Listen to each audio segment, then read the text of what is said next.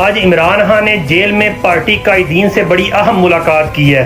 اور اس میں chief election commissioner, chief justice قاضی فائز عیسیٰ اور جسٹس عامر فاروق کے خلاف ریفرنس دائر کرنے کے لیے کہہ دیا ہے۔ اس کے علاوہ دیگر جو اراکین ہیں ان کے خلاف بھی ریفرنس دائر کرنے کا کہا ہے۔ اور عمران خان نہایت غصے میں تھا، اس نے کہا ہے کہ مجھ پہ جو تشدد ہوا ہے اس کا میں ذکر نہیں کروں گا، لیکن اس کی بیگم بشرا بی بی پہ جس طرح میل نے انویسٹیگیشن کے دوران ایک مرد جو انویسٹیگیٹر نے دھکے مارے ہیں اس کے خلاف ایکشن لینے کو کہہ دیا ہے اور پارٹی قائدین کو سختی سے کہا ہے کہ اب اگر آپ نے تھوڑی سی بھی لیزینس دکھائی تو میں اپنی نئی قیادت کو اگر لے آؤں گا۔ اور اس کے ساتھ ساتھ عمران خان کے جو الفاظ اس نے کہا ہے کہ یہ اتنے گھٹیا ہو گئے ہیں کہ ایک سابقہ وزیر اعظم کی اگر بیگم کو یہ دھکے مار سکتے ہیں تو عام عوام کے ساتھ کیسا سلوک کاری ہوں گے۔ اس نے کہا کہ میں اپنے موقف پہ پہلے بھی ڈٹا تھا اور اگر مجھے پوری زندگی جیل میں رہنا پڑے تو میں اپنے موقف پہ ڈٹا رہوں گا اور میں پہلے سے زیادہ مضبوط ہو گیا ہوں، اور اب ان لوگوں سے میں گن گن کے حساب لوں گا کہ یہ جو لوگ ہماری عوام کے ساتھ اتنا ظلم کر رہے ہیں،